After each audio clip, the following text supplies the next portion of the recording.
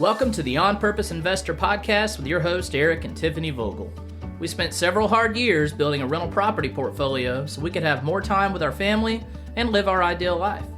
Finding your path can be difficult, so we're here to help guide you along the way with lessons, tips, and tricks to design and implement your dream life through real estate investing. Now sit back, turn up the volume, and get ready for this episode of the On Purpose Investor. Hey Pathfinders, and welcome back to the On Purpose Investor Podcast with your host, Eric. And Tiffany is not with us today. Here on episode 24, we're going to be diving into each episode, 13 through 23. If you've been an avid listener all season long, we are so thankful to have you on the Pathfinder team. But if this is your first episode jumping into the On Purpose Investor Podcast, there's no better place for you to be. And that's because on today's episode, we're going to bring out the little pieces of gold from each episode, 13 through 23. That way you get a summarized version of the whole season here on this episode. So jumping into episode 13, how it all began. In this short snippet, you'll hear the power of immersion, the power of getting out of your comfort zone, and the power of sacrificing what brings you comfort and taking those next steps into becoming a Pathfinder.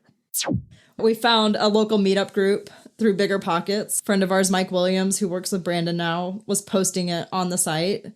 So we attended, and I remember I absolutely hated going because I'm such an introvert and I was so unsure of myself.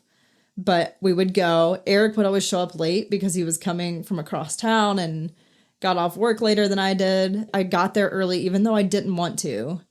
And I would find someone to sit with, and just my question every time was, so what do you invest in? Are you a buy and hold? Are you a flipper? Like, what do you do? And that would just start the conversation. You know, if you want to be successful in anything, you have to immerse yourself. Yeah. And us go into this meeting every single month and not missing a beat, not skipping anything, making sure that that was our number one priority. We're going. Even though we have nothing going on, we don't have any rentals, or, we don't have any money to go buy properties, but we needed to immerse ourselves.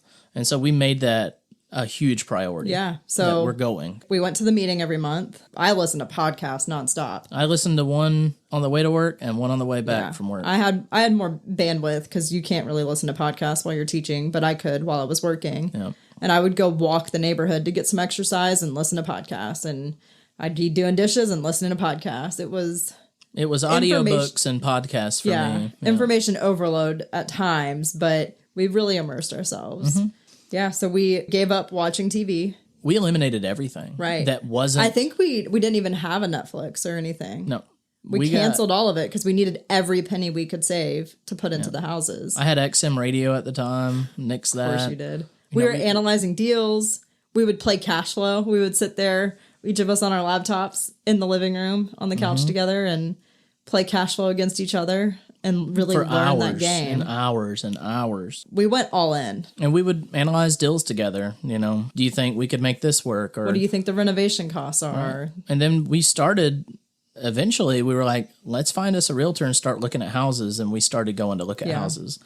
So what did you get out of episode 13? Are you going to find a way to immerse yourself into whatever it is you're doing? And if you're listening to this podcast, you might be going into real estate investing.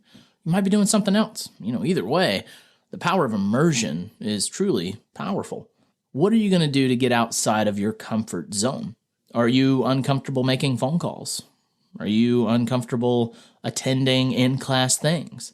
Did COVID make you scared of people? During the time, sure, 6-foot distance, but we're out of that. So what are you going to do to get out of your comfort zone? And lastly, what are you going to be willing to sacrifice and give up in order to make achieving your dream life more attainable? Are you willing to give up subscriptions? Are you willing to give up purchasing that new car? Are you willing to get rid of a second car and make a sacrifice of planning around one car so that you can save money? There are many ways that we can sacrifice. I still find myself today finding ways to sacrifice something or some time or some money. I sacrifice something in order to get something I need more. And sure, I want a lot. That's the human and truly the American spirit, is to have stuff and to want stuff. But what are you willing to sacrifice and say, you know what, I'm going to embrace the delayed gratification. I will get it some point down the line, and that's okay. But for today, I need to focus on my dream life because that's where I want to be. So you know what? I don't need that new car. I don't need that second car. I don't need the toys. I don't need the boats, the ATVs. What can you sacrifice in order to live that dream life? Moving into episode 14, is education worth it?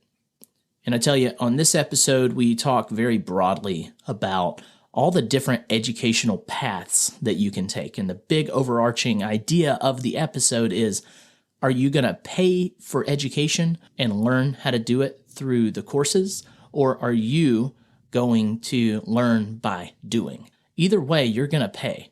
And sometimes one costs more than the other.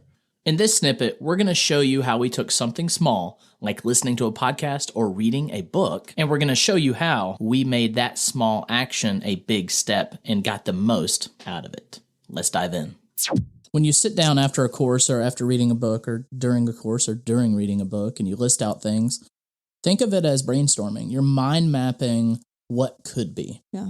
Just because you write it down doesn't mean you have to do it, but it's a great way to just travel through your brain and say, let's take into consideration Gary Johnston's financial freedom principles. He's like, dream big, here's the list of things that you want, and you're listing them out. And it doesn't necessarily mean you're going to have to work to go get those items, because those items may change. You're just big picture dreaming of the things. Right. And just because you write something down doesn't mean you have to do it, but it is the first step to achieving it. Right. And I would even challenge you and recommend, as you're taking in any of this education content, have a sheet of paper or a notebook where you just write tidbits of takeaways, and once a week, try to apply one of them. Yeah. And I think Gary does that in his course book. He pushes you to make those key takeaways as you go through the course. Mm-hmm. And that's one thing I've really taken from him. So when I'm reading a book or going through a course, I make notes of, this is something to follow up on later. And sometimes it's just refer back to page 52 of the pamphlet. Mm-hmm. So that way at the end, I have all my notes ready, and then I can work through those key takeaways. So I guess all of that to say just some ways to make the education more impactful. That's worked for us. Right. All right. So episode 14, is education worth it? Are you going to get out that notepad and pen and start taking notes and begin brainstorming what you're truly learning? The power of brainstorming is huge.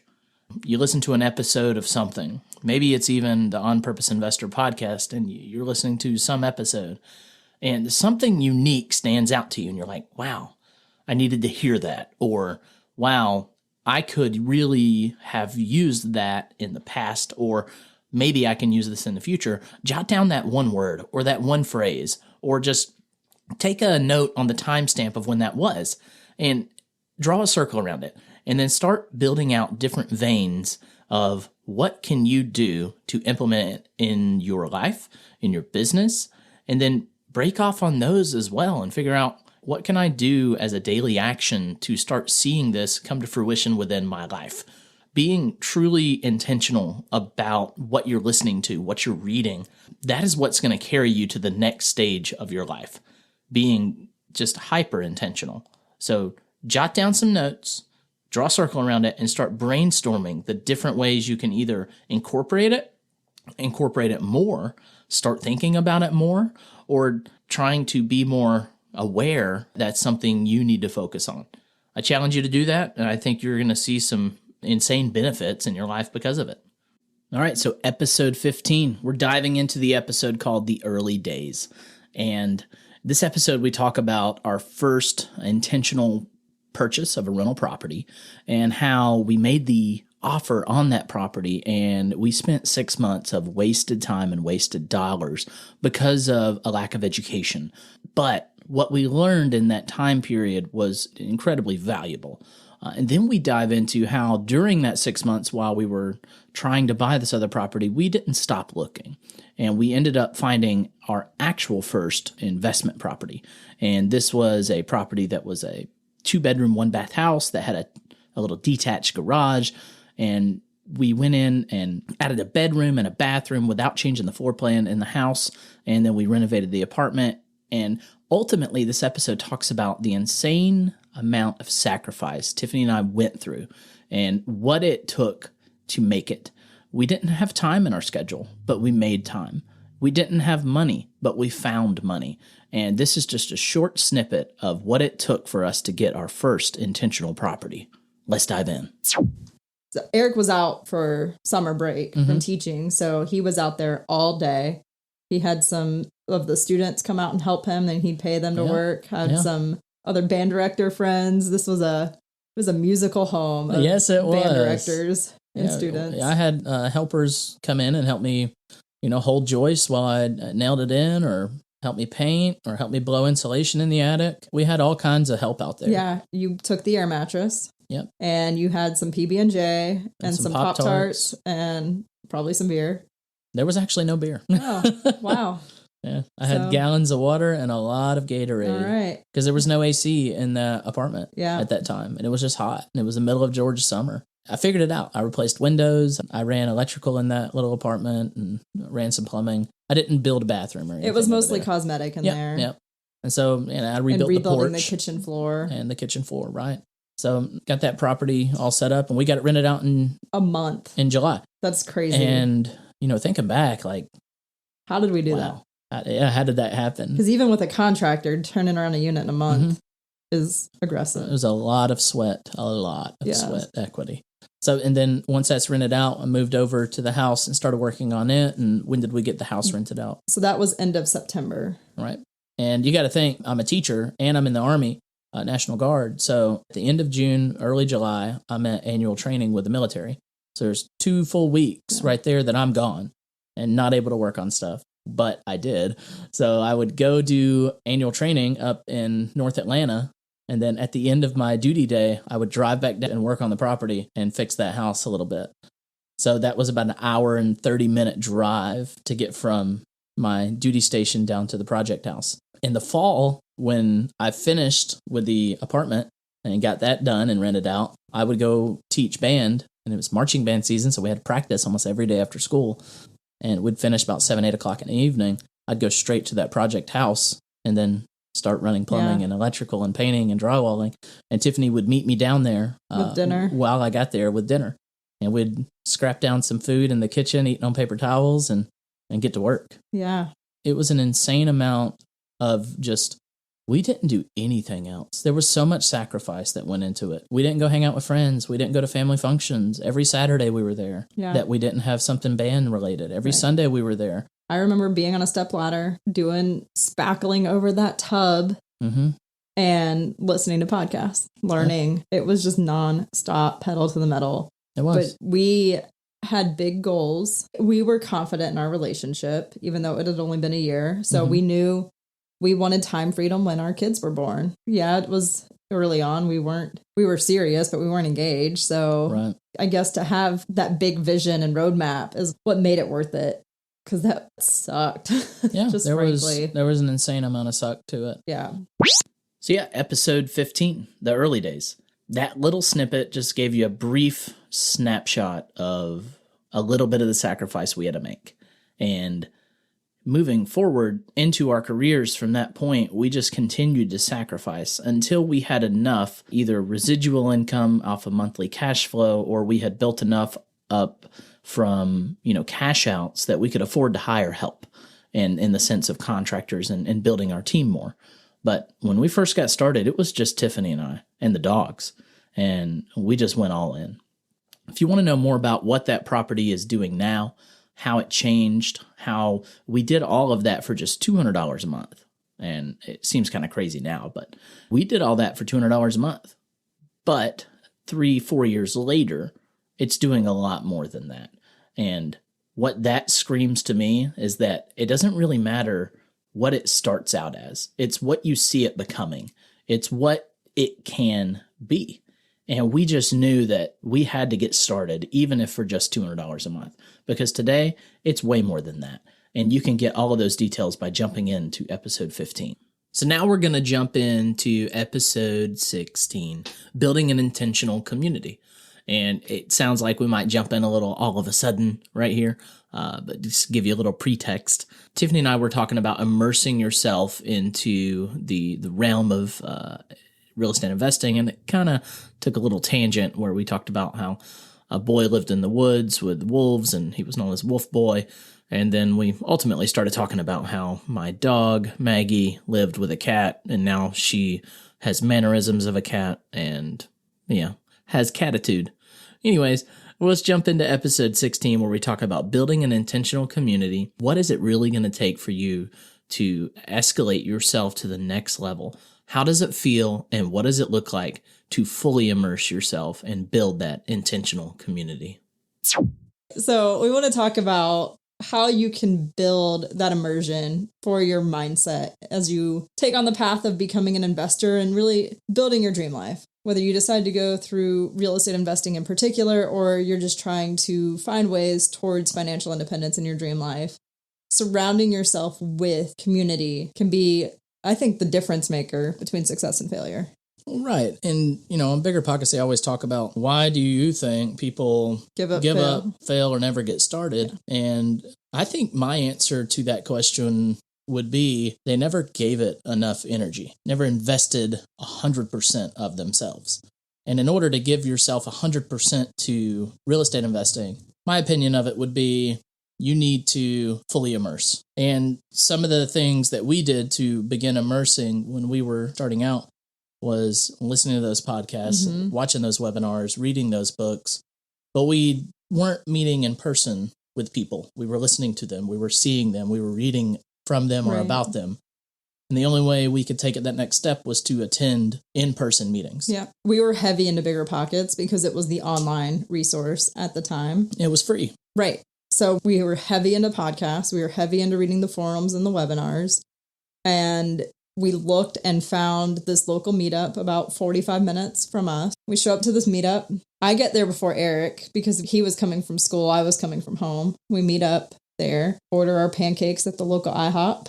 And we sat down, felt like we were drinking from a fire hose. For months, yes, it seemed. And we would call each other on the way home and just word vomit. Did you hear this? Did you hear that? Like back and forth. But we were starting to get to know people. And when we had a deal come across our lap, we were able to ask around and find private money because our initial private money source only had a certain amount of money available to lend. So we needed more money. So that's how we found money. And that group really launched us into our business. Yeah. So if you immerse yourself in a different country in a different language and you just sit around and listen, you're going to soak up some knowledge, but you're not going to get really good at talking and understanding and writing in that language unless you participate. You have to participate. So you have to start talking in that language. So when you go to these meetings, when you go to these meetups, or, you go to a seminar and there's a networking event, you have to participate if you want anything of worth to come out of it. You have to engage in conversation. Right. So there it is, episode 16, build an intentional community. So building that intentional community, how are you going to tackle that?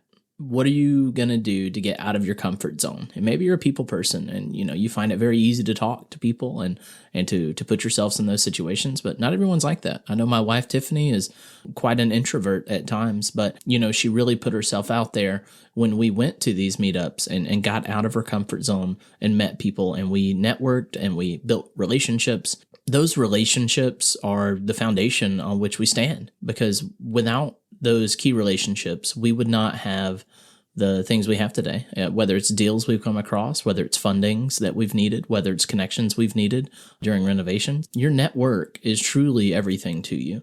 And you got to be extremely intentional on building that network. Now, let's move on to episode 17. In this episode, we uncover the ultimate BRRRR for our business.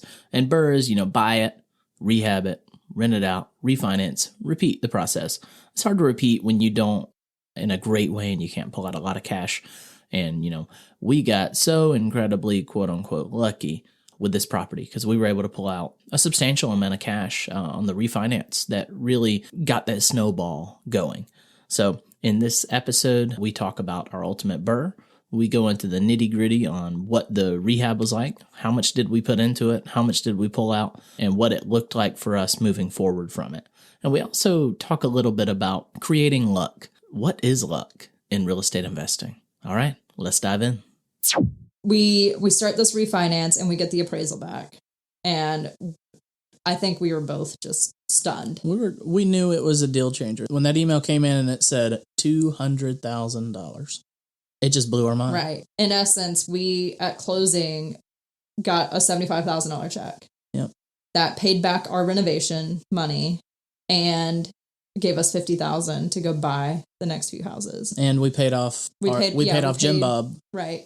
And he was happy because he's like, wow, 6 months and I got my money back. And plus all the interest. And we told him like what it appraised for. And he's like, wow, y'all really know how to find deals. And that really established our relationship with him. We didn't know how to find deals at that point, but we did. We knew it was a good deal. We didn't know it was a home run. Yeah, we pursued it really hard though. So we wound up with $50,000 in equity. So in essence, we printed $100,000 with that deal. So we had $50,000 in equity, $50,000 in our pocket above what we had invested in the house. And that's what we used to fund our next few purchases. Mm-hmm. I guess I don't want to discourage anyone if you don't find a deal like this, especially in today's market. This was several years ago that we bought it. It made it work for us. But not having a deal like this doesn't mean you can't make big moves and reach success. Yes, absolutely. If you work hard and you find a great deal, it may not be a bring home $50,000 out of your BRRRR type of deal, but if you can break even on several deals and get that monthly, or bring home $10,000 or $5,000 off of several deals, you could still easily make it. And our subsequent BRRRRs did not appraise. And we knew the values were there, and the values just did not come in for us. So we left a lot of money in our future deals. But this kind of launched us. And I guess I just want to encourage you, you have no chance of hitting a home run BRRRR like this if you don't get out there and do deals. Right. So what's the quote? Like, luck, it comes to those who work hard. Yeah, maybe luck doesn't come to those who wait. Yeah, I should have looked it up. But I think it's more or less you create your own luck by doing. Right. You're not going to get lucky on a deal unless you are doing deals. Yeah. You can't catch a fish if you're not fishing. Wow. All right. So there it is, episode 17, The Ultimate BRRRR. I know that snippet did not dive into all of the nitty-gritty details, but if you want all those details, hop on over to episode 17, The Ultimate BRRRR. Check that one out. It was a lot of fun to make, a lot of fun to reminisce. All right, so moving on to episode 18. Change your life through sacrifice. And on this episode, we kind of get into your feelings a little bit and really drive you to question what you are spending your money on. What are you going to do to set yourself up to write a check today that you will cash in 10 years? What is that check going to look like? And what's going to be in the memo block? And how are you going to set yourself up to make sure you can cash that check in 10 years? What is going to be the carrot that dangles in front of you? What are you ultimately going to be willing to give up in order to make it? Sacrifice is a huge part of making it as an entrepreneur, as a real estate investor, just in making it in general. What are you willing to give up? Let's dive in. So the way I like to think of it is you're writing a check right now for your life in the future. Mm-hmm. And how much is going to be on that check? How much work are you willing to put in so that you can put a big fat number on that check so your future self can live off of the work that you put in this decade? So it's a delayed gratification check. Yes, we need the delayed gratification Care Bear. We do. And we'll start working on that soon. Maybe. So you have this check and you're writing it to 10-year Tiffany. Yes. And you say, 10-year Tiffany, here's a check for $10 million. But you can't cash it until year 10. And you can't cash it unless you do all these things in the memo block. Right. And all those things in the memo block have to happen in order for you to cash it. Right. So think about who do you want to be a year from now even, or 10 years, or pick the time horizon that feels most appropriate. But when you want to be that person, there are things that have to happen for you to become that future self.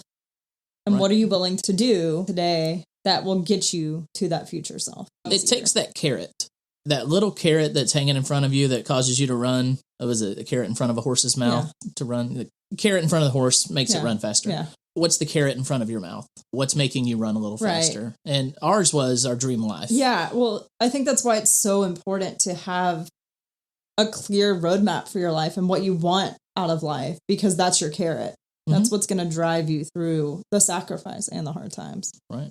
You want to be sure to give up things that will help you focus on the things that will get you to your dream life. So don't just sacrifice things for the sake of sacrificing.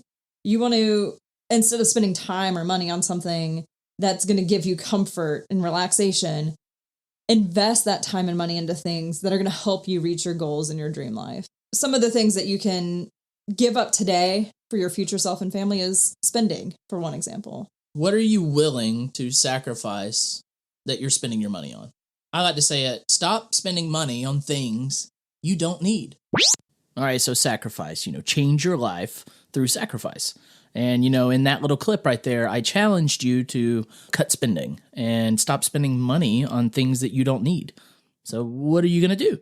What is that carrot hanging in front of you that is going to encourage you to stop and to sacrifice that one thing or that group of things so that you can chase your dream life? That's all up to you, though. So this next episode number 19, is our biggest sacrifice. And leading up to this episode, a little earlier in the clip, what you won't hear is how we moved out of our house and into a camper, and how we bounced around state park to state park, following, my summer jobs, and Tiffany could work from home. But, in this one, we talk about how I blew up the camper and how that kind of pushed us in the direction of moving into the ghost house. And it was a fun and strange time in our investing career, but without the big sacrifice of, for 8 months, we lived in a camper. And without that sacrifice, we wouldn't be where we are today. We had to give up a lot of comfort to get to where we are. All right, let's dive in. We get the electrical rough end done, and we get all the electrical set up. And, in the meantime, we're just running off this one outlet that's running off the old electrical system. And I called my electrician. I was like, hey, can you get this roughed in one day? Because we're living out back, and I need to be able to have electricity. He's like, it might be 2 days. So I get a generator. I think I borrow a generator or whatnot. We live off a generator for like 2 or 3 days. And he comes in, rough ends, we get the inspection, we get power turned on. And I needed to run a hard wire from the house to our camper instead of living off this drop cord. And, in my mind, I'm like, okay, it's a 30 amp running a camper, so obviously it needs to be a 220. I go through the full hassle. I run this cable, I get it out there, I set it up, and about 11 o'clock at night, I get finished. So for people that don't know electrical voltage and all that good stuff, you ran more power? I ran twice as much as I should have. Okay. It should have been a 110, and I ran a 220. Okay. And so I run the wire, I get it all set up around 11 o'clock at night, and I plug it in. As soon as I plug it in, I hear some sounds from inside. And I open up the camper door, I'm like, that's a strange sound. So I open up the camper door, and there's white smoke everywhere. And the lights are out. And I immediately yell, Tiffany, get out, get out, get out. Yeah. And she's asleep. Yeah. And I'm sleeping in a t-shirt, no pants. Yep. Had panties on, thankfully. There you go. And the way this house is set up, you see your neighbors. So I'm standing out in the yard at 11 o'clock at night with one of those big lights, like a safety light. Yeah, so it's a security light out back. So it's well lit. And I'm standing there with no pants on, just like, what's going on? The TVs in the camper are putting out white smoke. Every outlet, there's white electrical smoke everywhere. And I guess it was at that moment I realized it needs 110. Word to the wise. Do not put 220 into an RV. Well, unless, of course, it is a RV that takes 220, which I don't know if they make those or not. So that was a quick little snippet of the episode where we talked about our biggest sacrifice, which was giving up all comfort, moving into an RV, kind of becoming a little nomadic, jumping around and living behind our renovation sites. In this next episode, number 20, we talk about scarcity versus abundance and the mindset of being scarce or the mindset of being abundant. And we uncover how our scarce mindset could have really kept us held back had we not become abundant with our mentality to pay for education. And when we bought the cruise to go learn from Bill Cook, Kim Cook, Pete Fortunato, Dykes Boddiford, without going on that trip, we would have stayed in a scarce mindset. You'll hear in the snippet how I went up to Pete and introduced myself, and in just the first few sentences of him talking back to me, I realized how scarce and limited my mindset was. And opening your mind is a huge and powerful thing. Let's dive into episode 20. Well, I can't do it, and if I can't have all of it, I don't want none of it. Right. That's a scarce mindset. Yeah. And I mean, I think it can also be right now rates for like hard money loans is 10%. And it's like, well, I don't want to pay 10% interest. That's so high. And walking away from a deal because you don't want to pay extra in interest or a high interest rate, but you would still clear a good profit on it if you just be willing to pay that. You were closed-minded to what those numbers look like. Right. Yeah, definitely. So having that scarce mindset is a limiting belief system. Yeah. Is really what it is. And we had it early on, our hesitancy to pay for education. We talked about that on a previous episode. We didn't want to spend money on courses because we thought it was a waste of time and it was a waste of, several $100s that could be invested in the business. Right. And we finally decided a couple of years in to go on a cruise that was a seminar cruise, and it changed everything about our business. We were about 18 months into our investing journey when we went on that cruise. So for 18 months, I think we had bought 3 or 4 rental properties before we went on this cruise. Right. And we read a lot of books. We listened to a lot of podcasts. So we were still educated. We had a ton of education. But I think it was the network and the community that it was being around people that would challenge you. And, I remember going up to Pete Fortunato on that cruise. I told him, I was like, hey, we've been investing for a year and a half and we've bought 4 rental properties. Like, why only 4? And in my mind, I was like, we're winning. We're doing great. And then, Pete says, why only 4? And it just challenged me to think, like, in my head, I was winning, but in his head, he was saying, you could be winning even more. Yeah. And just being around people like that would increase your thoughts and of what success looks like and what your capabilities are. So there we learned a little bit about scarcity versus abundance and the mindset of them both, how scarce mindset can hold you back. While it's important at times to have a scarce mindset, especially when there are big risks involved, it's okay to have a scarce mindset. But if you can calculate the risks and you can make sure that they're well calculated and accurate, it's okay to be abundant in risky things, just so long as you understand the outcome and the consequences, risk rewards, So what are you going to do to challenge yourself to think more abundantly? What things are in your mindset right now that are limited? What are your limited beliefs? And is it coming from a place of scarcity? How can you convert that to a sense of abundance? Episode 21, strategies for hard times. In this episode, we dive into a little bit about how we bought a property to not rent out as a single family home. And we talk about how we set it up to rent by the room. Now, is this going to be a rent by the room rental forever? We don't know. But we do know that it cash flows very well in a market where it's difficult to buy a home at market value. But having said that, this home would still cash flow if we paid market value for it today. All right, let's dive into episode 21.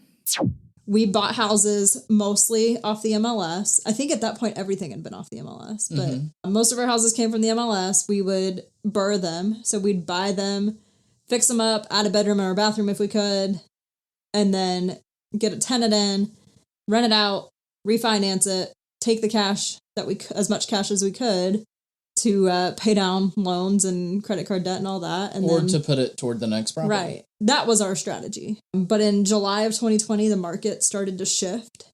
So July of 2020, we bought this house. We knew we wanted it. It's in a upcoming part of town. And when you did your walkthrough inspection, you saw a great crawl space.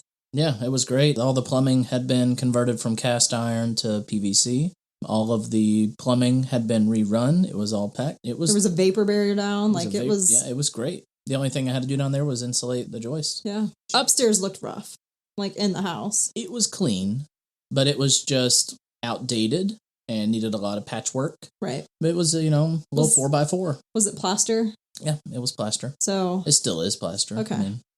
But it was a 4x4. There was a kitchen and bathroom in the back right of the house, and then there was individual rooms, back left, front right. I had a hallway installed between front left and back left bedroom. Yeah. So now there's a little pass-through hallway. Right, and you put a closet in with that little hallway. There's a closet in there, and it set it up to where there are 3 very unique spaces for beds to be. So we bought this one intentionally to set up as a rent by the room situation. Yeah, so we met someone on the cruise, the infamous cruise that we went on, who uses this model, and everyone talks about him like he's the greatest thing, and he is the greatest thing. Super smart. Quite a character. I really enjoy his company. So we were like, this guy he's killing it. Let's try this model. Mm-hmm. So we decided to rent by the room. And they require us to put a bed with a bed frame and a nightstand with a lamp in each room. And then just make sure you have the common spaces set up, a place for them to sit if they want to eat somewhere. Yep. So we have a little 2-top tiny table in there, which I know doesn't ever get used. This house sort of became the dumping ground for furniture that we had just had, either from our prior lives or childhood. No, Eric would find couches, and I would yell at him, "Do not bring that into our house." I beg to differ, because your old bed is in that house. My old bed is in there. My old bed from childhood is in that house. Yeah, that's because we were with new mattresses, but those frames are in that house. And okay, I did find a chair out of a house that I had bought previously and didn't really have anything to do with the couch, but I was like, let's go put it in. I told him if it comes in our house, I am going to probably kill him. Yeah. So he found a place for it. So we put some couches in there, which they definitely discourage putting couches in rent by the room type of houses because it encourages sleepovers and extra people, but neither here nor there. We do not hear from the people in this house, though. So I'm good with it. And every time I drop by, none of the lights are being left on in the common spaces. The AC hasn't been tampered with. Right. The fridge has been kept up and it's nice and clean, and all the mail that needs to be sorted is sorted. I go over there, pick up mail that doesn't belong at the house, put it in the mailbox, say return to sender, or maybe we got something over there about, hey, I want to buy your house. Right. And just make sure the lawn is being kept up. Yeah. It's pretty low touch for the most part. Compared to a traditional rental, we're making a few extra $100. It's not like a home run on this one. But I think it's such a low maintenance house because everyone has their own private entrance. So they're not really interacting like a typical rent by the room situation. Right. So we wanted to use this house as a testing ground to see, does it work, especially in our market. To rent by the room. Yeah. Right.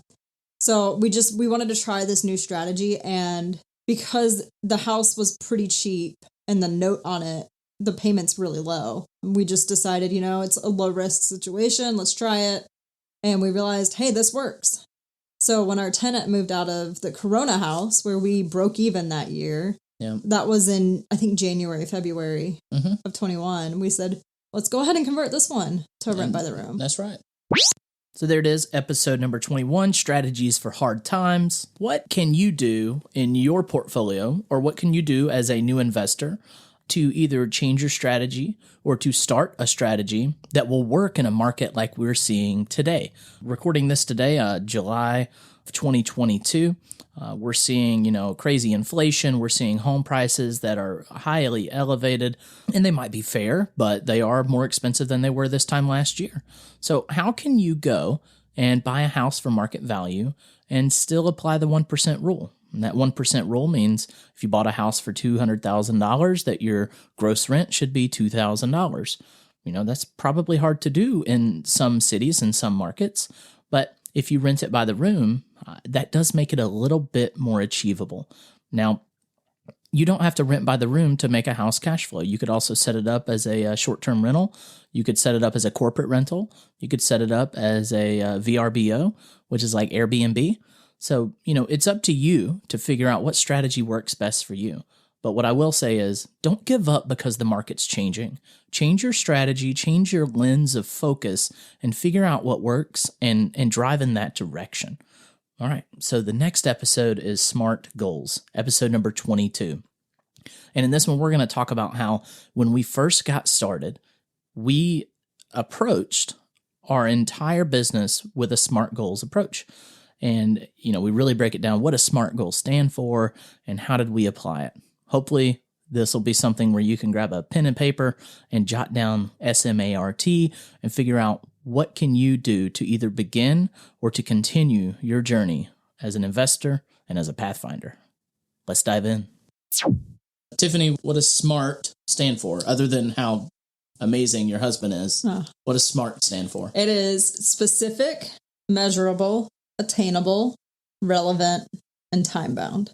All right. So when I said, let's buy these 2 houses this year, you said, we're going to break it down into SMART goals.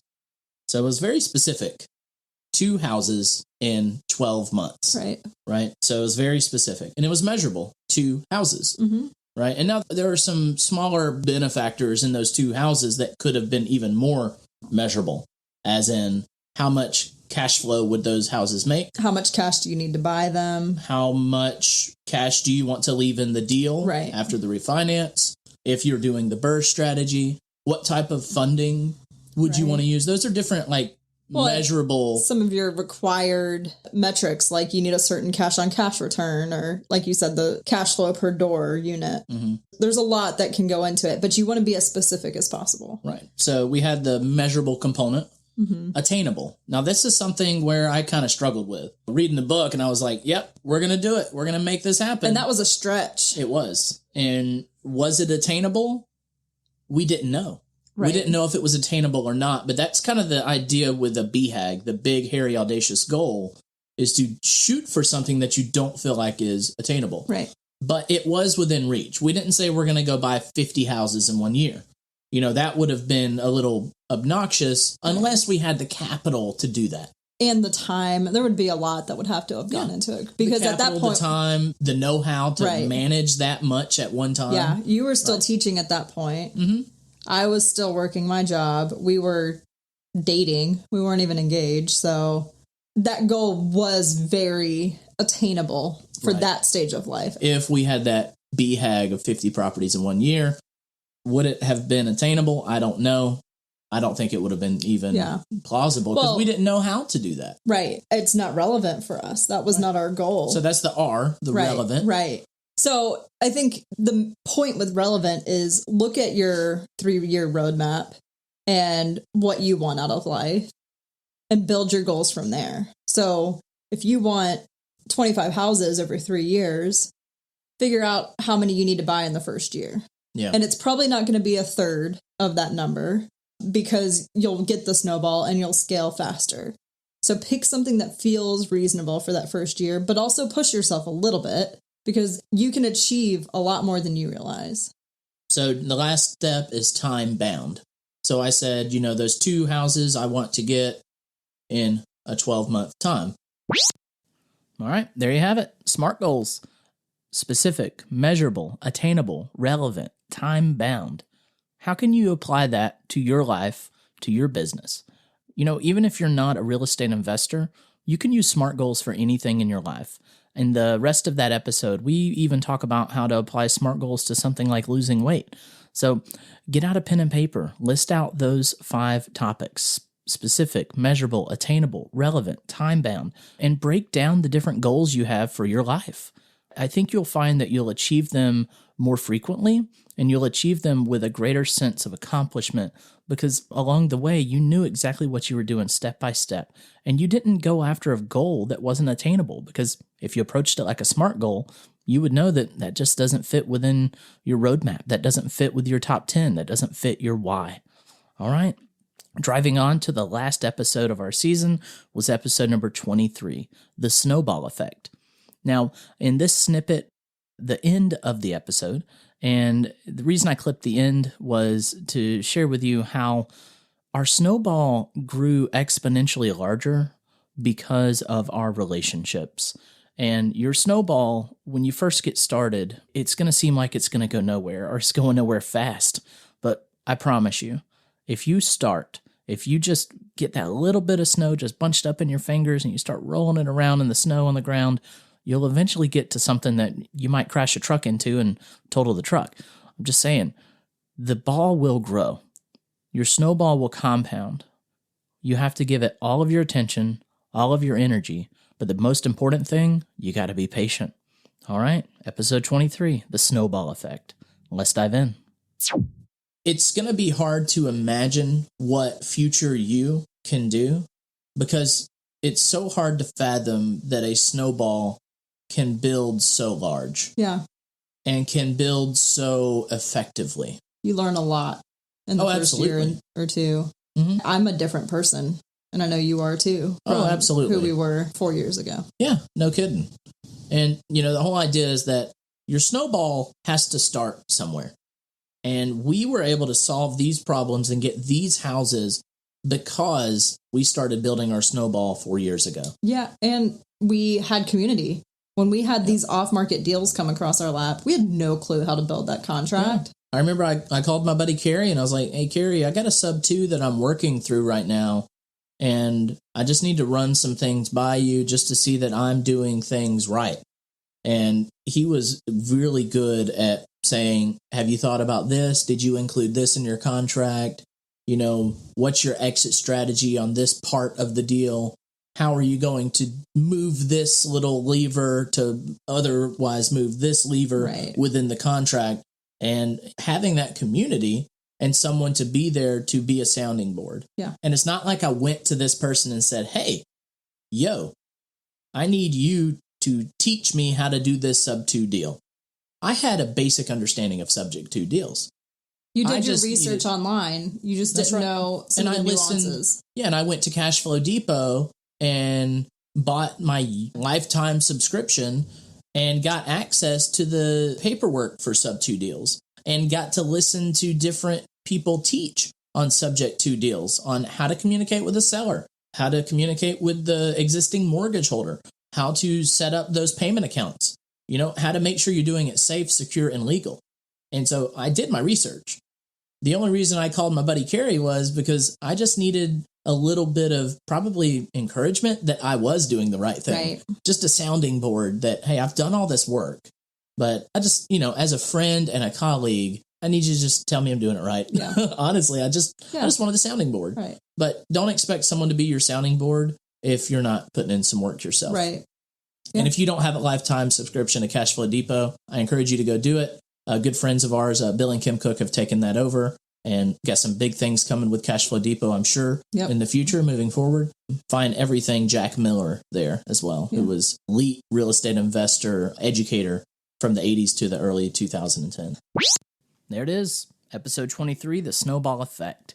So what are you going to do today, this week, this month, or even this year, this decade, to begin building your snowball? Some of you will find success in the next 12 months. Some of you will reach your goals at the end of this year. Some of you, it might take 5 years. But it all has to start in one place. It starts with you being hyper-focused and hyper-diligent about beginning your snowball. Don't become impatient and upset and frustrated that your snowball hasn't gotten bigger faster.